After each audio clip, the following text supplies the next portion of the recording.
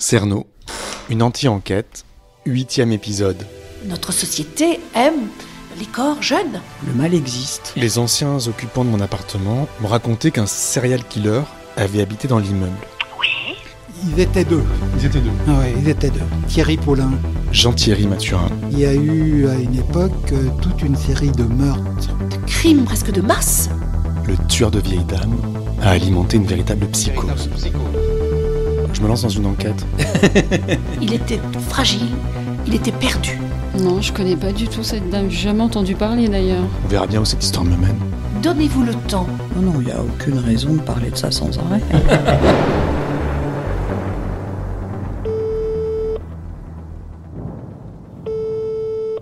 Allô ? 3, 2, 1.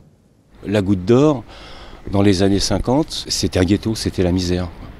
Les façades des immeubles étaient encore noires, des émanations, du chauffage à charbon et de bois, je sais pas, peut-être de la guerre. Enfin, c'était un quartier très pauvre, très miséreux. À savoir qu'à cette époque-là, il y avait encore ce qu'on appelait des maisons closes, enfin des bordels.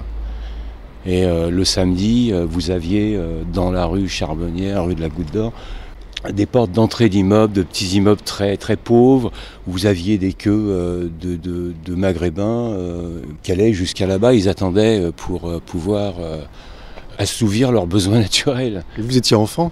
Ah oui. J'avais pas trop conscience de ce que c'était. Je voyais des gens qui faisaient la queue. Bon, je le savais.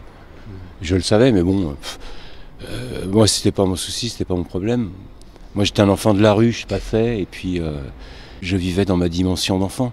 C'est tout. Et vos parents ? Moi, j'ai pas de parents, j'avais qu'une mère. Qu'une mère ? Ouais, qu'une mère. Mon père, il était mort. Et il avait été enterré dans le cimetière juif d'Oran quand j'avais 7 ans, 7-8 ans. Voilà. Je m'en souviens. Je m'en souviens. Mon père, c'est quelqu'un du milieu. C'était quelqu'un du milieu qui avait mis ma mère sur le tapin pendant 15 ans. Vous voyez ? Donc moi je sors de ce milieu-là, quoi. Et du milieu parisien, quoi, c'est-à-dire des proxénètes, etc., de la rue Saint-Denis. Je suis un enfant de voyou. Hein ? Donc moi j'avais qu'une maman. Donc, j'habitais rue Léon, dans une petite pièce au 5e étage. Enfin c'était toute une vie, quoi. C'était dur ? Ah oui. Ouais. Ah oui, parce que nous on était logés au 5e étage par une association protestante calviniste, parce que ma mère était protestante. Dans cette petite pièce, quand le lit était déplié, il y avait une armoire, on ne pouvait pratiquement plus bouger. Et il y avait un petit lavabo. Et ma mère, elle faisait à manger sur un réchaud à alcool. Et on était envahis de cafards. Et le soir, quand on fermait la lumière, les cafards commençaient à... Il y en avait partout sur les murs, il y en avait des grappes, on les entendait. Et à l'époque, dans les années 60, il n'y avait pas tous ces produits pour les cafards, donc on était envahi de cafards, il y avait des œufs partout, enfin c'était terrible. La pauvreté, la misère. Ma mère, ma pauvre petite maman, elle travaillait la nuit, donc quand elle rentrait le matin, moi je me levais, et puis après tout ça, ça a changé, puis après moi j'allais plus à l'école, je restais chez moi. Ça me faisait peur, c'était pas mon milieu, puis j'y comprenais rien. Je me demandais pourquoi j'étais là.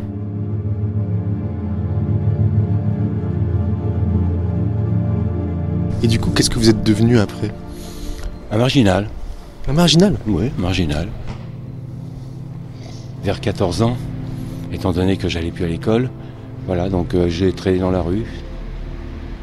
Et étant donné que j'étais un enfant livré à lui-même dans la rue et qu'il y avait un gars dans le quartier, un curé, qui était passé, qui s'occupait des blousons noirs, qui s'appelait Jean-Marc Stégère. Et ce gars-là, je l'ai rencontré. Évidemment, son travail, c'était de s'occuper des jeunes qui étaient en détresse dans la rue. Et il m'a repéré parce que j'avais sûrement quelqu'un j'avais une histoire très compliquée déjà. Et étant donné que personne ne pouvait m'approcher, dès qu'on commençait à s'approcher de moi, je me reculais. Ah, parce que là, vous vous reculez un peu quand je vous Oui, non, mais c'est parce que... Oui. Vous étiez un petit peu sauvage comme ça. Ouais, parce que j'avais été victime d'un pédéraste quand j'étais gosse. Donc, voilà, donc... Je rencontre ce curé à 14 ans, il me prend en charge. Par ma mère, il découvre mon histoire, et il me prend en affection. On me fait rentrer, bon, étant donné qu'il est catholique, on me met dans une école rue Truffaut, une école catholique. Et là, dans l'école catholique, je suis dans la classe du directeur. Je passe mon temps à dormir et à fumer des cigarettes dans la classe. Tous les élèves me regardent. Et le directeur dit « laissez-le tranquille ». Et là, je sors de l'école et je commence à rentrer en apprentissage. J'ai fait plein d'apprentissages, électricité, plomberie, j'ai fait plein de choses. Et puis donc, après, j'ai fait de la peinture. Et le premier appartement dans lequel j'ai été, c'était l'appartement de Brigitte Bardot, dans les années 70. Enfin, c'était un grand appartement qui se situait au Trocadéro, juste au pied de la Tour Eiffel. Et après, j'ai travaillé avec un tapissier au noir. Et pendant 10 ans, j'ai bossé au noir. J'ai gagné pas mal de fric.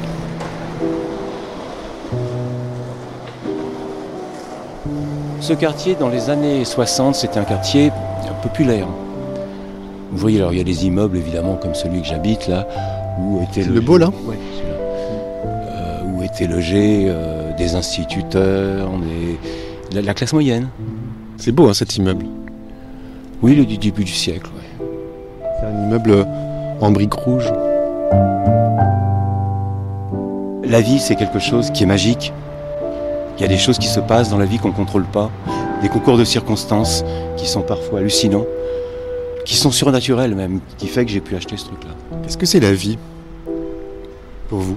La vie pour moi, c'est quelque chose de fascinant, de merveilleux, mais de très très dur. De très très dur. Malgré tout ce que j'ai vu, j'ai fait 2 tentatives de suicide quand j'étais gosse, à l'âge de 7 ans, 8 ans, par défenestration, parce que j'étais tellement malheureux. Ouais. J'ai vécu des trucs très très durs. Et malgré tout ce que j'ai vécu, je remercie mon père et je remercie ma mère de m'avoir donné la vie.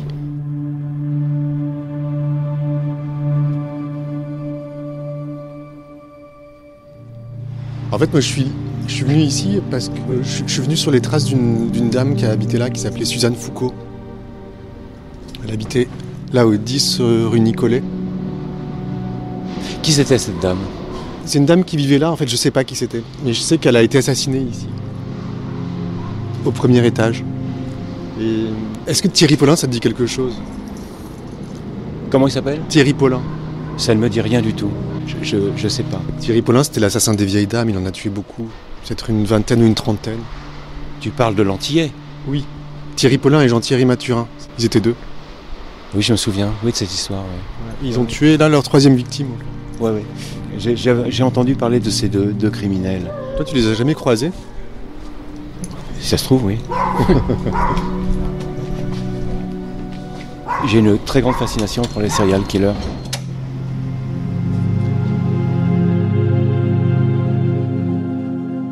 Moi, je sais que je serais capable de tuer. La seule personne qui me fait peur, c'est moi. À suivre.